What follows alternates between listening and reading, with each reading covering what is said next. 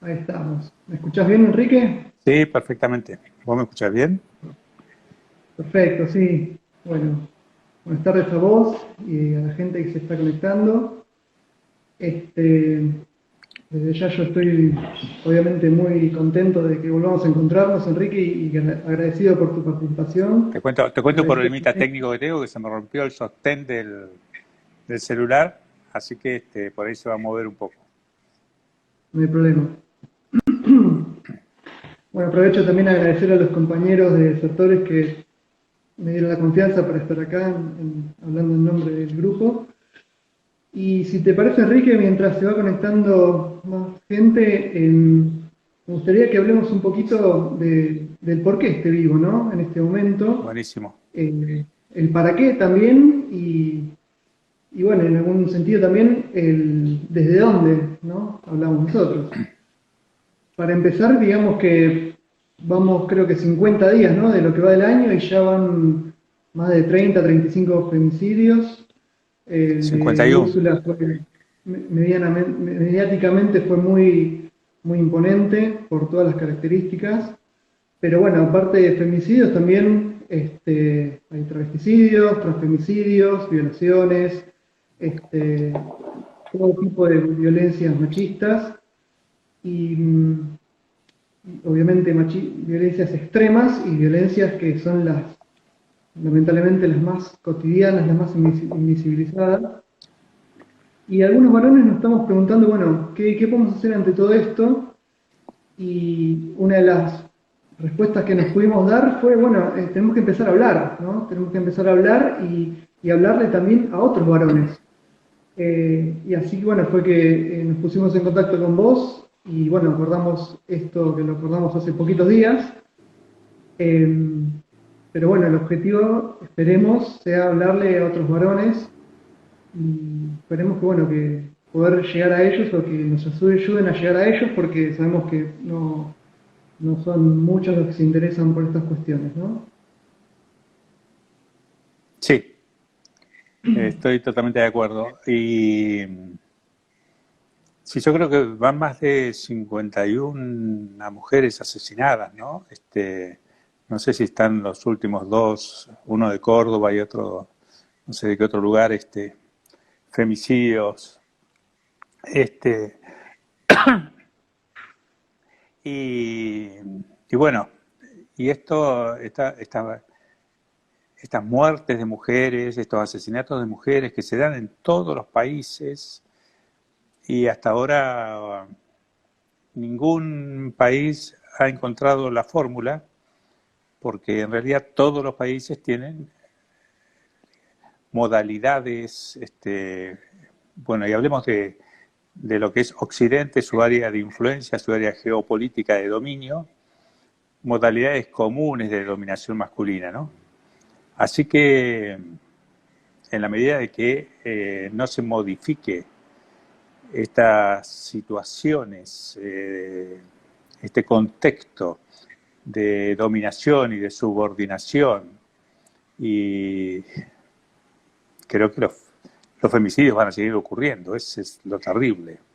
Lo terrible es que sabemos que en 30 días más vamos a tener por ahí 20 o 30 mujeres más asesinadas. ¿Mm? Que una conocida nuestra y que va a ser asesinada por ahí por un conocido nuestro. Es muy grave la situación.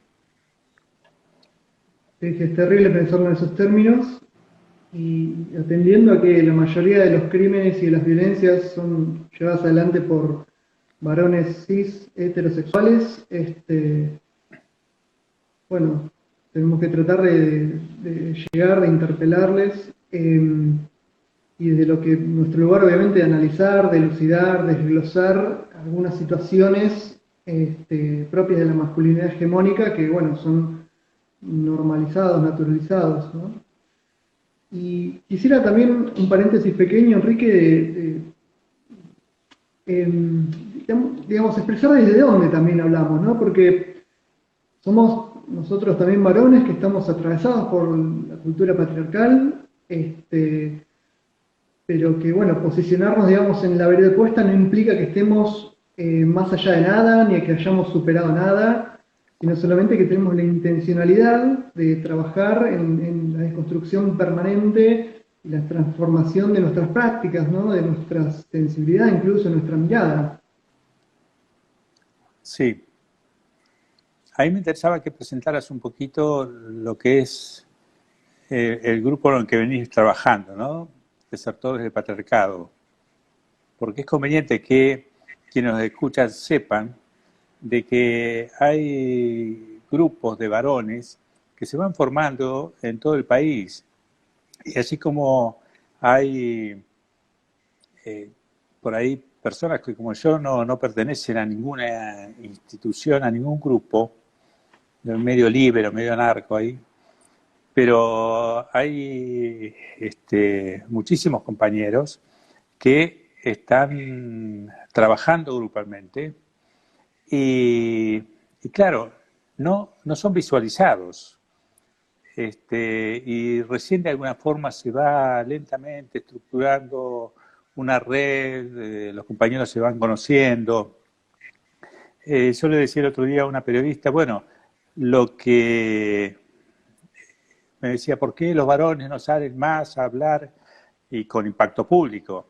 Ahora, yo le decía, fíjate lo que le pasa a las mujeres feministas y a las periodistas feministas, que pocas periodistas feministas hay en los medios de comunicación. Y debería haber muchas más feministas. Pero obviamente el dispositivo de poder, el dispositivo de dominación masculina frena eso.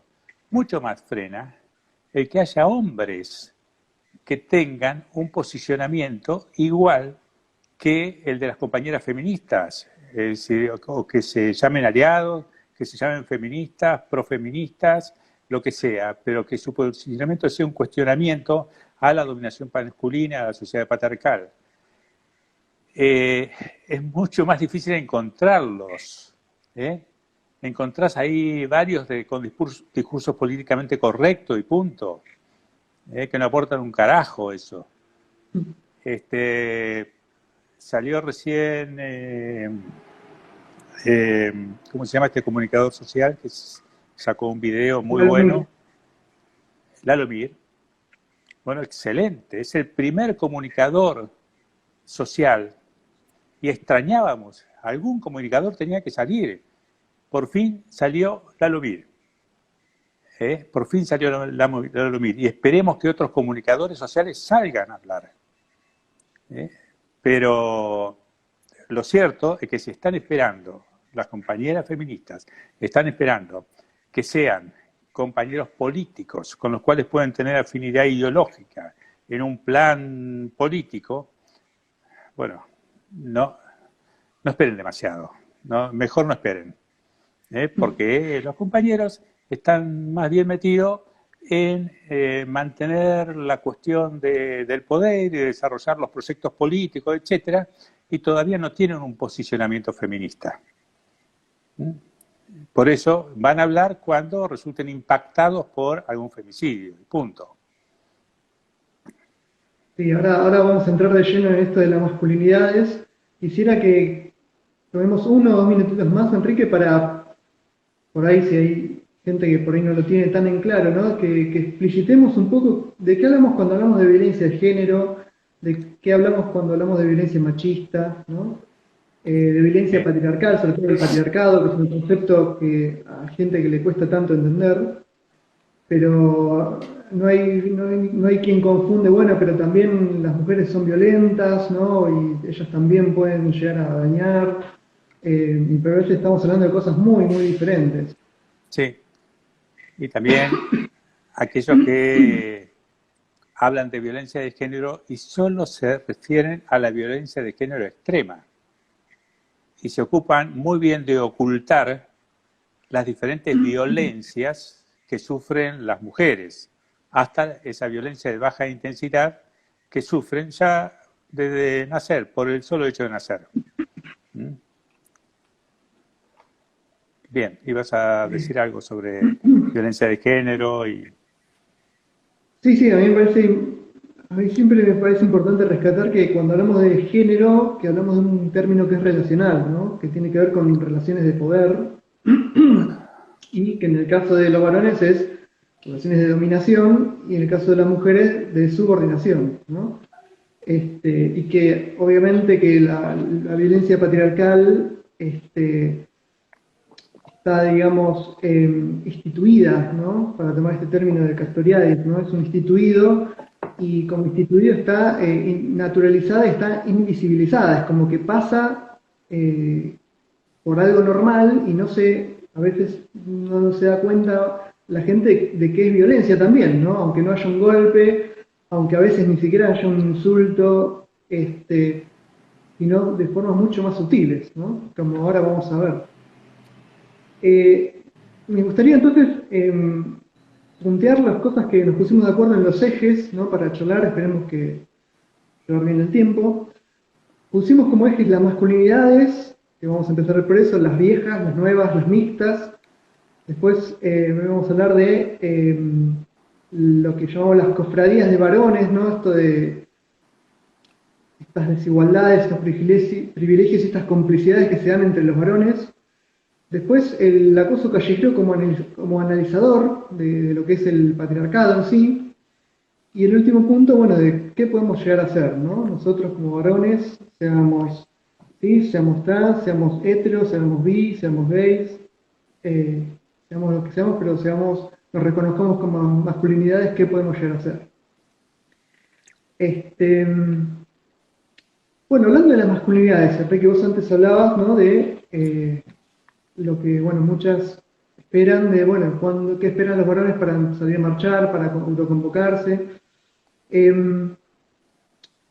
Yo creo que en estos últimos 5 años los movimientos de mujeres como generaron un cimbronazo que también obviamente afectó a los varones, y yo me di cuenta en pacientes de 20 y pico, de 30 y pico, que cómo van cambiando las miradas también a partir de la paternidad, ¿no? A partir de tener hijas, de saber lo que van a pasar siendo hijas, empiezan a cuestionar cuestiones de su crianza, ¿no? De sus propios padres, de cómo los fueron educando, los valores que les inculcaron.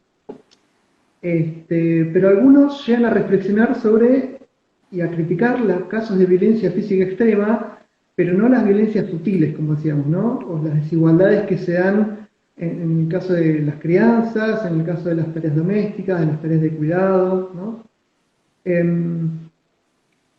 Y estuve pensando también en estos términos de Bourdieu, que es un autor que vos conocés muy bien, el tema del campo y del capital específico, ¿no? Como que pareciera ahora, como decías vos, que algunos varones captaron el capital específico de este campo del feminismo, empiezan como a jugar de aliados, como a buscar el carnet de feminista, ¿no? Que empiezan como a copiar los discursos, se acomodan el discurso aprendido y bueno, empiezan como a meterse en ámbitos y a lograr obviamente imponer ahí su dominio, ¿no? De algún modo. ¿Cómo ves vos esto? Que cuando hablamos de nuevas masculinidades, eh, eh, gran parte de estas nuevas prácticas que pueden estar haciendo una parte de los varones, yo diría que una parte de esos varones solamente es un reacomodamiento a los nuevos discursos y a las nuevas categorías que están circulando socialmente.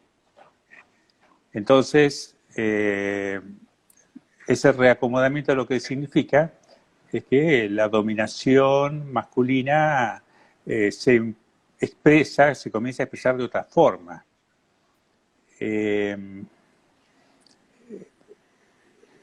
Permanentemente vemos a través de los medios de comunicación esta maniobra que intenta mostrar que la violencia de género es solo la violencia de género extrema. Y esto no es casual, porque lo que se quiere evitar es, por un lado, la transformación de toda la sociedad, porque sabemos que el patriarcado como bien dice Nancy Fraser, tiene varias dimensiones. La dimensión de la dominación de clase, la dimensión de la dominación de género, que es una constante, y ella en unos escritos del 84, tímidamente dice y raza, y bueno, y las compañeras ya de feminismo afroamericano, interseccional, etcétera, han sido muy claras en su desarrollo, y también lo que es toda la filosofía decolonial, en mostrar que el concepto de raza ha sido también clave en la estructura de la dominación patriarcal. Entonces, estas tres dimensiones, clase, raza, género, más orientación sexual, etcétera, son dimensiones, pero que sirven para analizar la realidad, al nombrarlas, pero que están unidas, fusionadas en una misma conformación social. Y actúan y operan a la vez. Entonces, cuando los varones espantados dicen, se espantan ante estos femicidios, ante la violencia de género extrema, claro, quedan del lado de los buenos, quedan al lado, no todos somos iguales. Nosotros no lo haríamos, y es probable que la mayoría de ellos no lo haría. Pero, ¿cómo se sostiene ideológicamente el femicida? Los femicidas, los que están ejerciendo violencia de género extrema. Eso se sostiene por las prácticas cotidianas que todos los varones hacemos en la sociedad.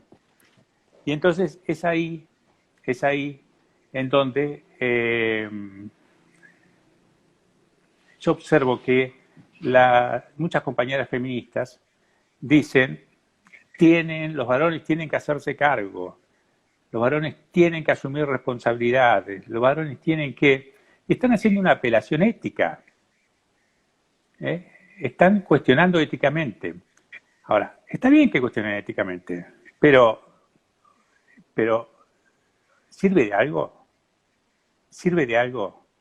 ¿No es una fantasía pensar que con un cuestionamiento ético van a cambiar? ¿Vamos a cambiar? Y digo van a cambiar porque nosotros estamos metidos en otra práctica, pero vamos a incluirnos. ¿Vamos a cambiar por un cuestionamiento ético?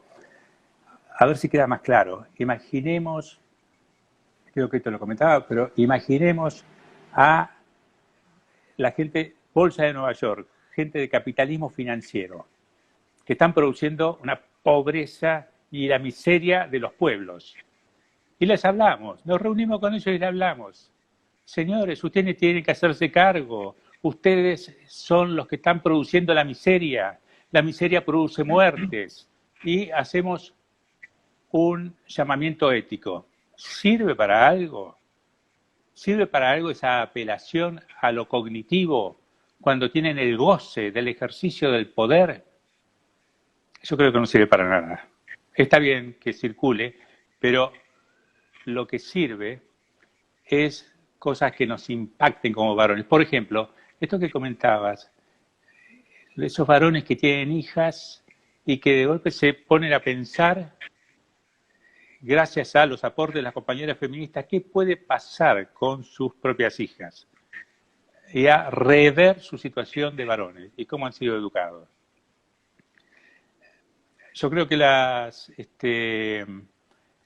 hay una disociación muy fuerte en general de los varones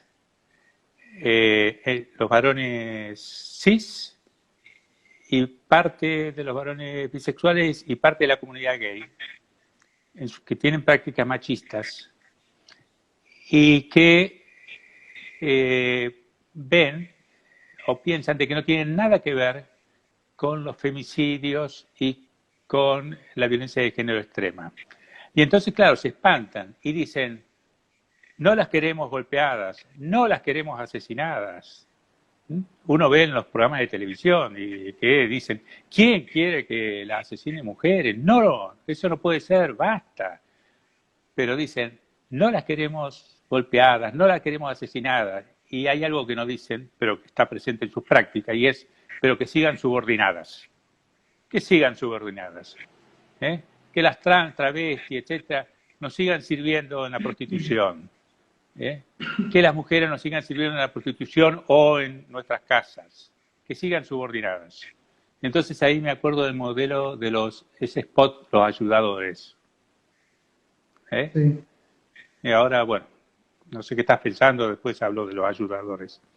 No, no, no, no, me parece bárbaro. Yo me pensaba en estos varones que te comentaba. Son varones que están en terapia, y viste que no, no muchos machos llegan a terapia para nada. Eh, para cuestionarse algunas cosas de sus vidas, ¿no? Sí, Ahora, también he escuchado varones de esos que quieren resolver todas las piñas, de esos que trabajan fuera de la casa pero jamás plancharon una camisa, de esos que tenían una esposa como sirvienta pero jamás dividieron las ganancias, de esos que manejan el dinero como les canta. Escuché de boca a esos varones eh, hablar de los machistas como si ellos fuesen otra cosa, ¿no? Como si ellos fuesen caballeros y pensando que por ser un caballero están como en otra vereda de lo que es el machismo, cuando la caballerosidad es una de las formas también de machismo blandas, pero también es una forma de machismo al fin, y porque, sí, como decías vos, la mujer quiere los caballeros son discriminada. los que designan las damas y las putas en la sociedad, así que hay que sospechar de los caballeros. Ahí va, perfecto. Sí, Decías de esa publicidad de los ayudadores. ese Y me pareció esto, muy bueno, bueno. ¿Sabes por qué me pareció muy sí, bueno? Porque muestra algo que nosotros conocemos, amigos nuestros, este, gente conocida, gente que le dice a la pareja heterosexual, bueno, acá vamos a hablar ahora de parejas heterosexuales, que le dice, decime, ¿qué querés que te ayude? Bueno, voy yo al mercado, haceme la lista, ¿no? Como si el boludo no supiera las cosas que hay que se necesitan para cocinar. Y por ahí no la sabe. ¿Por qué no la sabe? Porque no tiene la carga mental esa. No piensa en qué hay que cocinar durante la semana. Y esa carga mental la tiene la mujer. Y eso es un ejercicio de poder. ¿Eh? Hay que decirle a estos ayudadores que eso es un ejercicio de poder. No se pueden seguir haciendo los boludos ante eso. ¿Eh? O, por ejemplo, yo siempre recomiendo a las chicas jóvenes que cuando forman pareja, si es una pareja igualitaria, todo bien. Pero si forman una pareja no igualitaria y encima se casan, institucionalizan eso, este, siempre digo, no es muy loco esto de casarse para pasar a laburar 3 horas más al día para tener al boludo que tenés al lado, para atender a ese tipo. 3 horas más por día. Y el tema es que de esas 3 horas más por día, 1 hora y media tendría que estar laburando las él. Y las trabaja la mujer. Y esa hora y media que él le roba, que él le expropia a la mujer, es 1 hora y media que alimenta el goce por el ejercicio del poder. ¿Eh?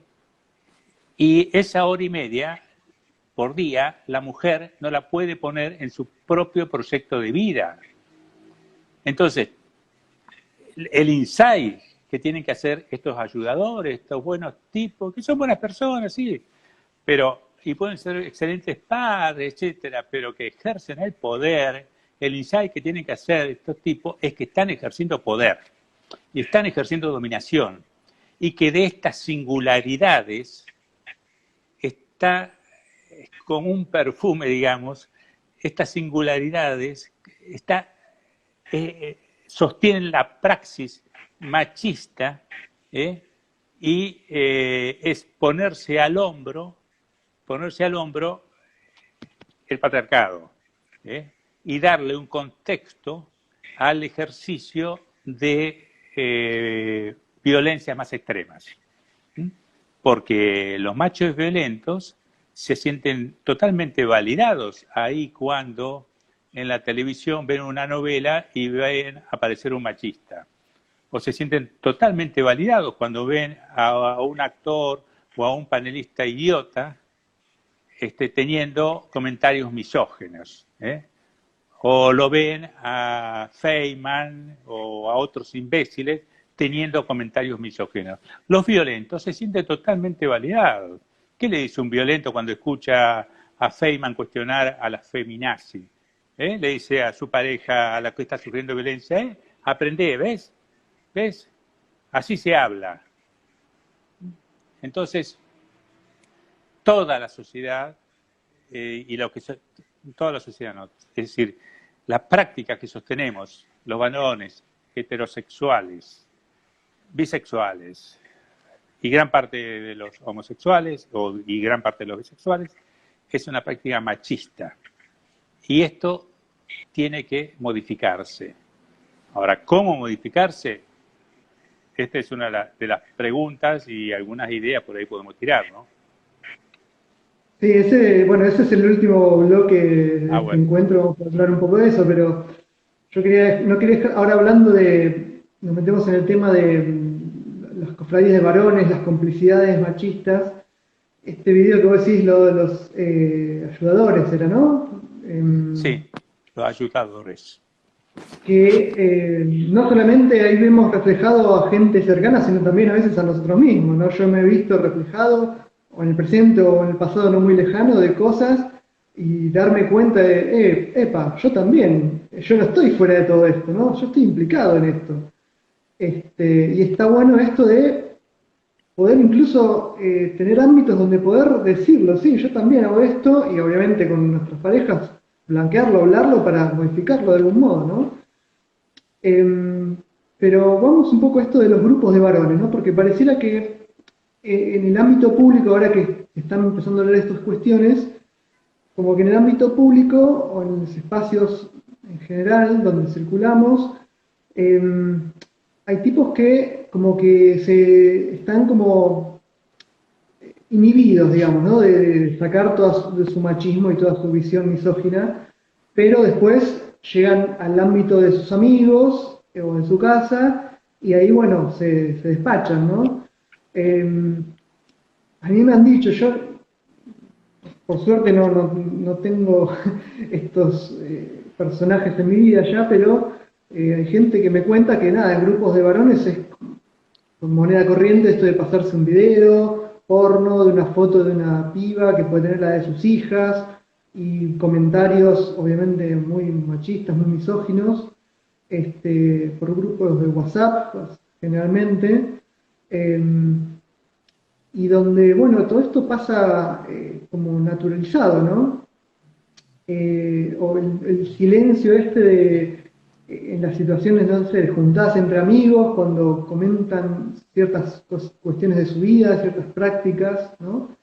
O ciertas ideas, o ciertas sensaciones o sentimientos, todo desde un lugar muy machista, y esto de ¿qué pasa? De no tenemos el valor, bueno, entiendo un poco que tiene que ver con esto de la mirada de los pares, ¿no? Como que el machismo está todo el tiempo mirando hacia los costados a ver qué hace bien, qué no hace mal, y qué hace bien y qué no hace mal el otro, si el otro es realmente un hombre o no lo es, ¿no? Como que pesa mucho esta mirada ajena, pero me parece que es hora de que empecemos como a tirar la primera ficha del dominó, ¿no? A tomar una postura y, bueno, a hacernos cargo de lo que realmente nos pasa con todo esto. Sí. Yo lo he escuchado a través de pacientes. Esto de varones que me han comentado que esto ha ocurrido y ocurre en grupos de, por ejemplo, padres de colegios. Colegios del Estado, colegios muy católicos, etcétera, en donde hay uno que tira la primera foto, otro que se prende y ahí empieza a circular. Y ahí casi una competencia de a ver qué fotos y qué videos porno se tiran. O compañeros del secundario. Y no importa cuánto tiempo hace que se han recibido, ¿no? Es compañero del secundario. Y yo recuerdo en un taller que di, en donde surgió el tema de la prostitución y la práctica prostituyente por parte de los varones. Y uno de los que estaban ahí, eran todos docentes, decía que en el barrio en el que estaba, que eran todos sus amigos, estoy hablando de una persona de alrededor de 40 años, ¿no? Sus amigos acostumbraban a ir a mujeres que estaban en situación de prostitución. Él no iba, pero que él tampoco los cuestionaba. Él sí recibía muchas presiones para ir. Presiones como que le dijeran, tenés que venir, vas a ver cómo después de coger con una puta te la montás mejor a tu mujer. Esa era una de las expresiones que circulaban. Y él decía, y la verdad que si yo cuestiono eso, que me molesta bastante, pero lo cuestiono, lo verbalizo, dice, me pueden rechazar. Es decir, la fantasía es que se quedaba sin amigos. Bueno, muchacho, en algún momento tenés que pararte firme. Y si te quedás sin amigos, bueno, ese era un grupo de cómplices en donde puede haber afecto, por supuesto, producido en toda la historia, pero hay un momento en donde las aguas se tienen que separar. Y si te dejan porque vos tenés un posicionamiento claro y cuestionás, a otra cosa, ¿no? Hay que pagar los costos. Hay que pagar los costos. Mejor solo que mal acompañado, claro. Claro. Tal cual. Claro. Ahora me haces acordar con esto que decís de algo que escribe Rita Segato, perdón, sobre la violación o la violencia, ella hace la diferenciación entre cruenta y alegórica, ¿no? Y pienso también en estas situaciones violentas y abusivas en las parejas mismas, ¿no? Esto de, ya te digo, estas charlas de varones donde a veces hay conductas que rozan la violación o son directamente una violación. Esto de las relaciones sexuales con las parejas cuando están dormidas o cuando están quizás alcoholizadas o con alguna situación que no permite el consentimiento, ¿no? Y como que, claro, la violación es supuestamente este imaginario de que la violación se da en otros lados, lo hacen otras personas, pero no la pareja o no el tipo que va a consumir prostitución. Y ahí es donde también hace falta que podamos levantar la voz y poner esta postura de decir, flaco, estás violándola, date cuenta, ¿no? No es que estás, bueno, un ratito a la mañana, no, eso es violación también, ¿no? Sí. La otra vez, hablando de estas prácticas de violencias visibles o alegóricas, leía sobre algo que unas feministas llaman ghosting, ¿no? Esto de como el fantasmear, y fue impresionante porque lo tiró una feminista en una red social y pedía comentarios y comentaban, pero decenas y decenas de mujeres, de tipos con los cuales mantenían una relación, en principio por ahí, por mensajes, o por chat, o por videos, o por teléfono, o incluso se veían cada tanto, pero al momento de tener una relación sexual, los tipos desaparecían, pero las bloqueaban, o sea, no respondían mensajes, y esto es una violencia terrible, me parece a mí. Ya lo leí y la verdad me indignó, me impactó, ¿no? Porque no era que era un caso, eran mujeres y mujeres comentando sus testimonios, y es muy fuerte, porque no se percibe eso como una forma de violencia terrible, sino que pasa como, bueno, nada, algo que normal, ¿no? No tengo ganas, no sé. Como que no hay otra persona del otro lado, ¿no? No hay una subjetividad del otro lado, hay un objeto directamente. Sí, sí. Sí. Eh, yo creo que, he leído, he escuchado, me han informado. Eh, las mujeres que están en situación de pareja, que están casadas, y mucho más aquellas mujeres que están casadas eh, y, y eh, digamos, no, bueno, no sé si no tienen tantos recursos, pero bueno, que están en situación de pareja. Me voy a meter a complejizar. Eh, este tema de la violación es algo harto frecuente.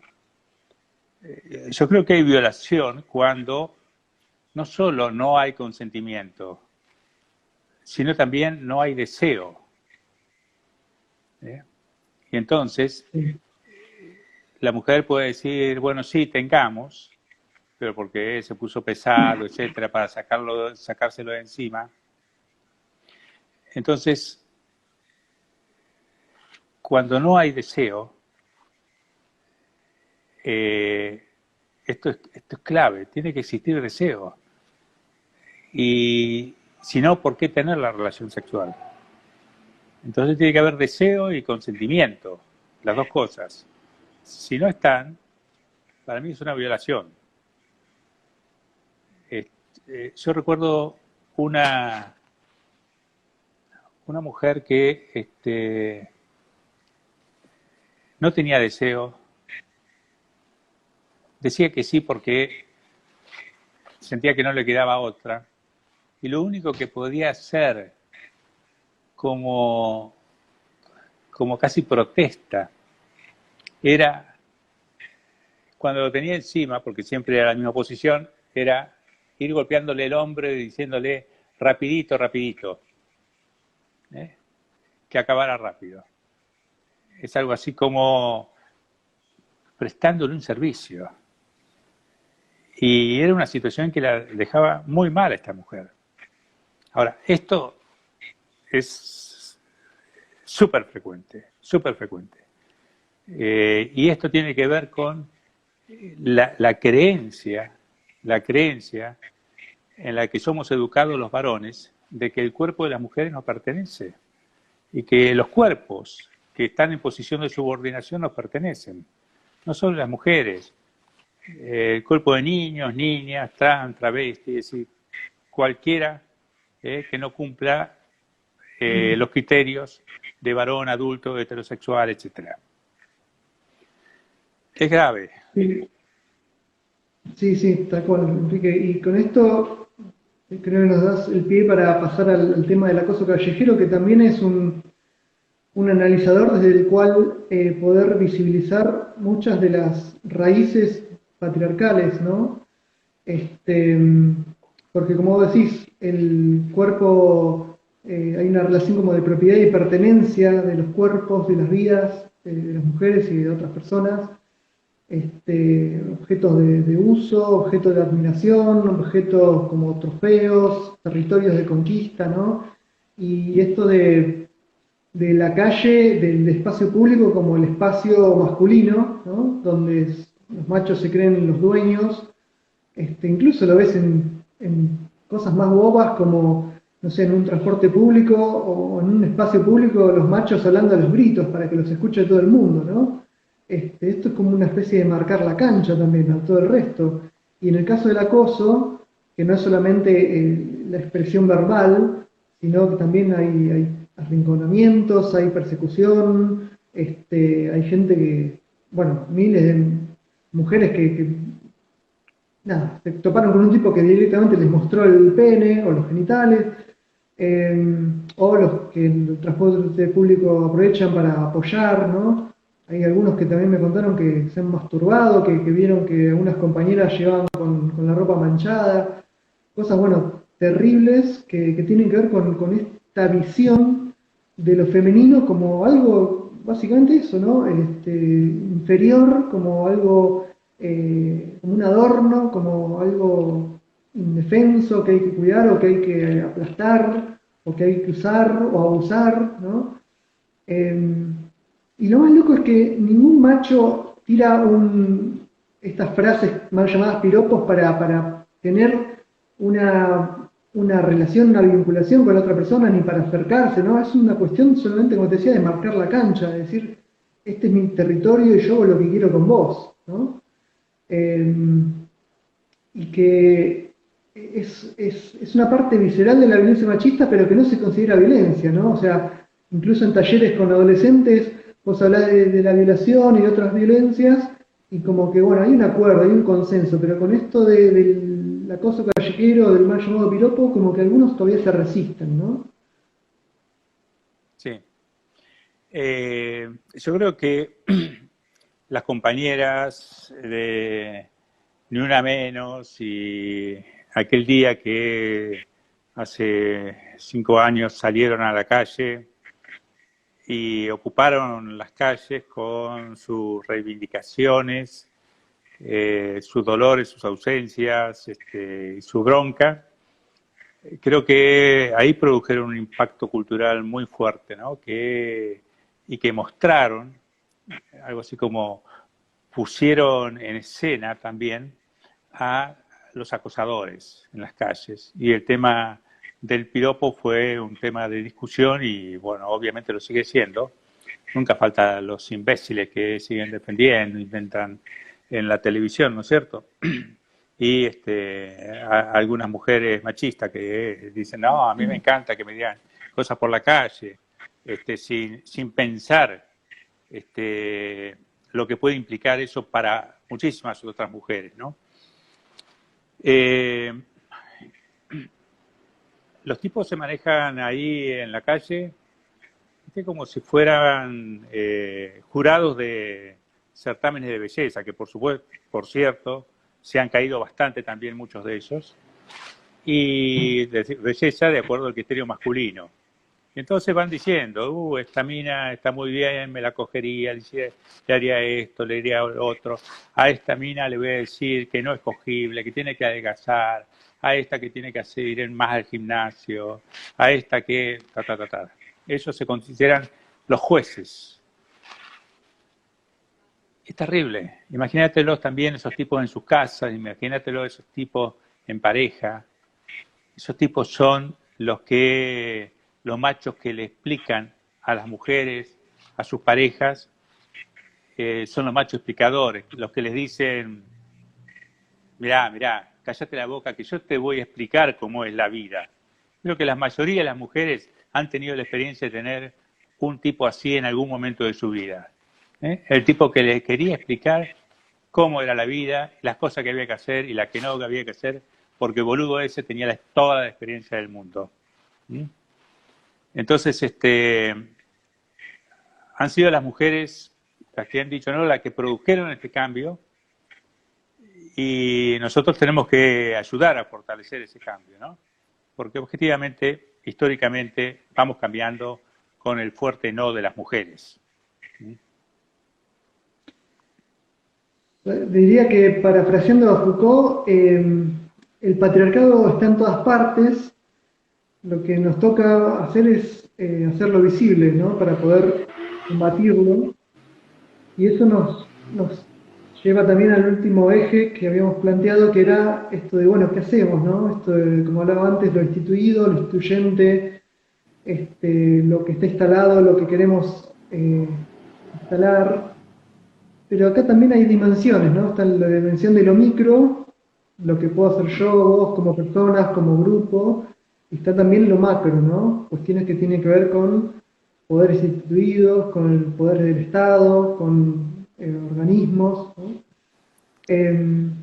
Pero me parece que, como vos dijiste, algo esencial que no podemos dejar de hacer en ningún momento tiene que ver con la visibilización, porque ese es el arma, digamos, ese es el caballito de batalla de lo que es la violencia simbólica, ¿no? De que algo que pasa desapercibido, pero es violencia igual, y para poder combatirlo tenemos que poner el dedo y decir, eso es violencia también, ¿no?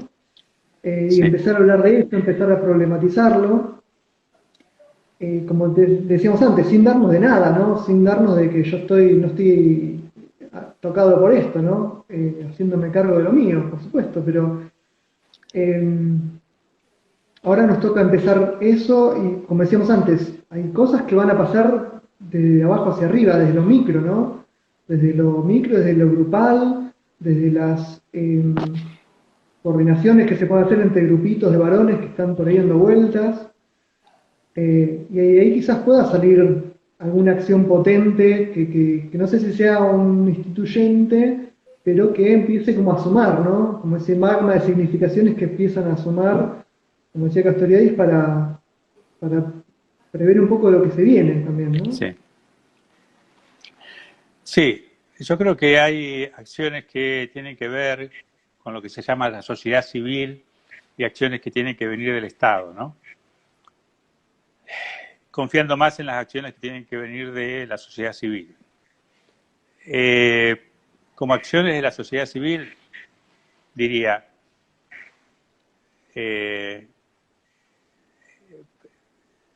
hoy salió en página 12, en las 12, un artículo sobre el verso de la desconstrucción en el tema de masculinidades, que toma la palabra de varios compañeros del interior del país. Está muy bueno porque empieza a mostrar cómo en diferentes lugares se está trabajando.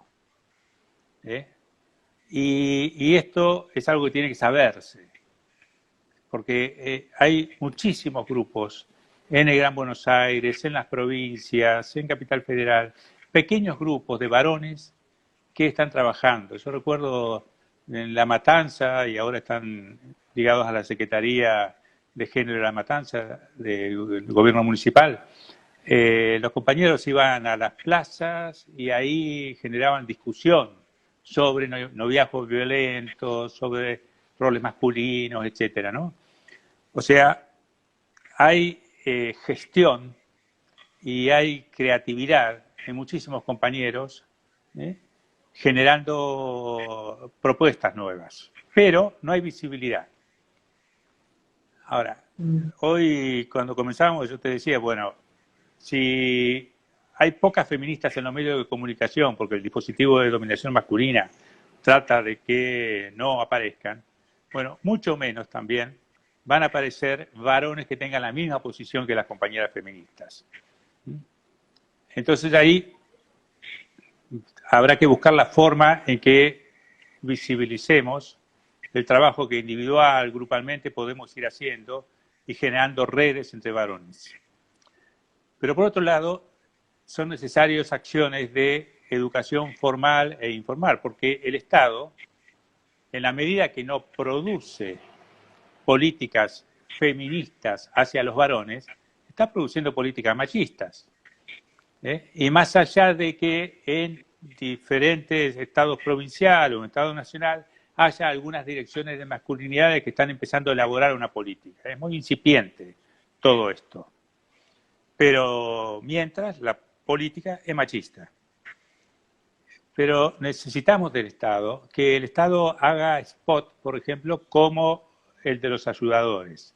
Eso es educación informal.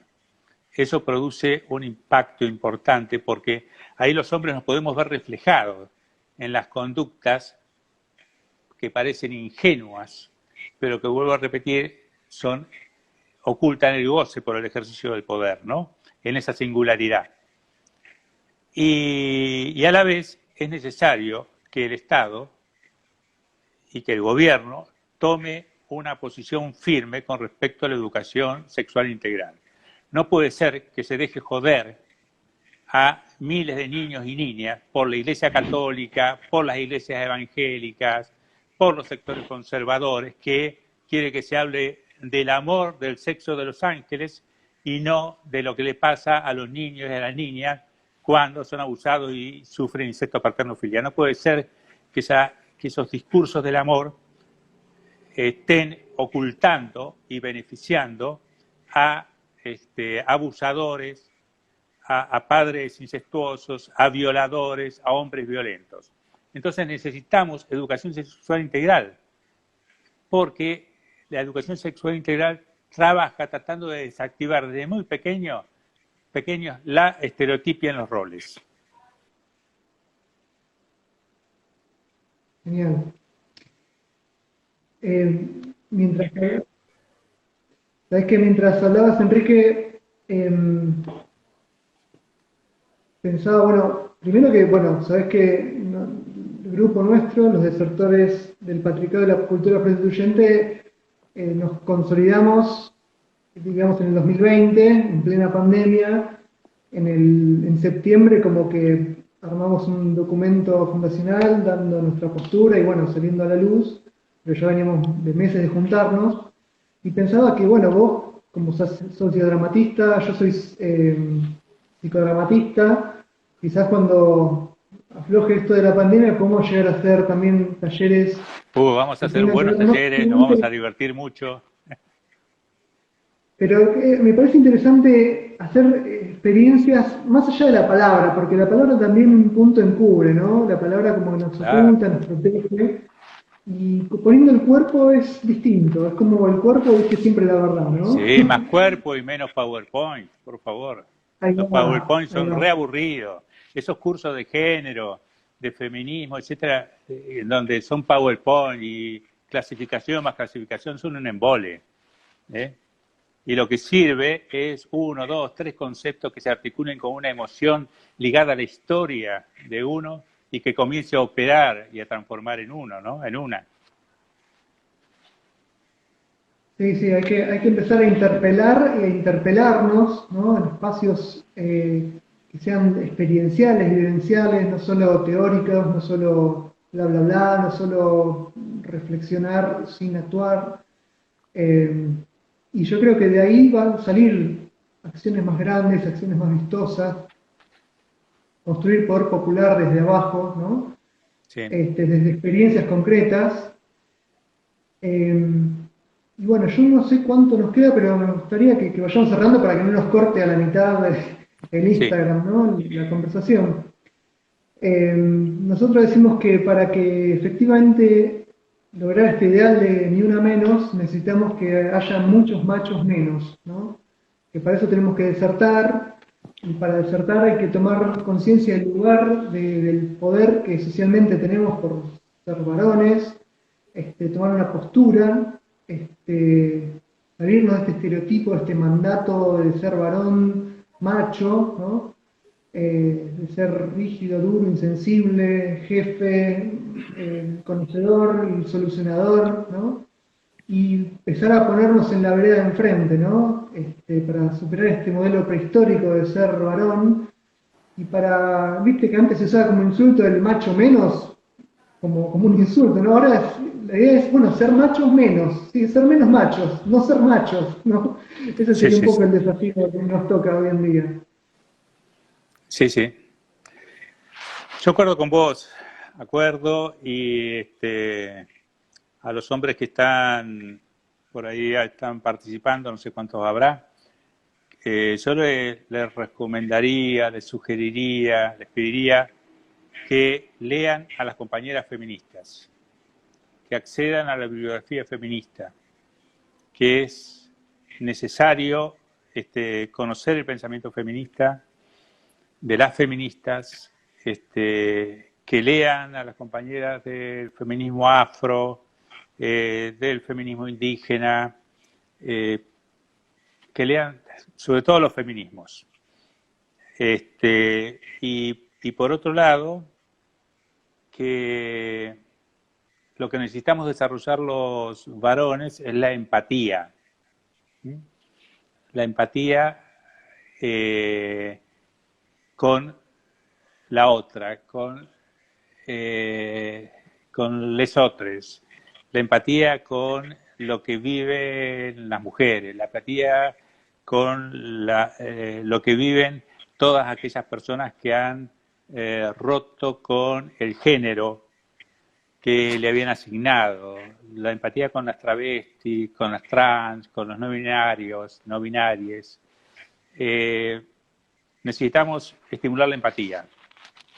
Y la formación, cuando hablamos de ley Micaela y formación en el Poder Judicial, ese tan desprestigiado Poder Judicial, no puede ser una formación teórica. Tenemos que estimular el cuerpo y estimular la empatía, ¿no? Que se puedan poner en el lugar de quienes están sufriendo todo tipo de violencia. En este caso, las mujeres, trans, travesti, no binarias, niñas, niños, niñas. Tal cual. Bueno, Enrique, como Cerramos. siempre es un placer hablar con vos. Seguramente nos volveremos a encontrar, si no es en contacto. Espero que dentro de no mucho podamos empezar a poner más el cuerpo, a plantear acciones y propuestas para las personas que están empezando a replantearse algunas cuestiones de este tipo. Y bueno, un especial saludo desde mi lado a los compañeros desertores, pero también a las madres víctimas de trata con las que colaboro, y a todas las compañeras, compañeros y compañeras que están también luchando para hacer de este mundo un lugar un poco menos injusto y más equitativo. Yo te tiro una idea que es, me gustaría que desertores del patriarcado hicieran un vivo también, con otros compañeros de desertores también, y intercambiaran cómo fue la experiencia de ir estructurando un grupo, cómo llegaron, todo lo que fue este proceso, porque va a servir a muchos otros grupos o a otra gente individualmente. Dale, dale, buenísimo, sí, lo vamos a tomar esta idea, vamos a ponerle presión a Juanchi, que siempre está como tras bambalinas con los controles. Pero que fue en definitiva el responsable de que todos estos varones que estábamos ahí desperdigados nos unamos en este grupo. Perfecto. Así que la tomamos la idea, Enrique. Muy Muchísimas bien. gracias. Chao. Un fuerte Hasta abrazo. pronto.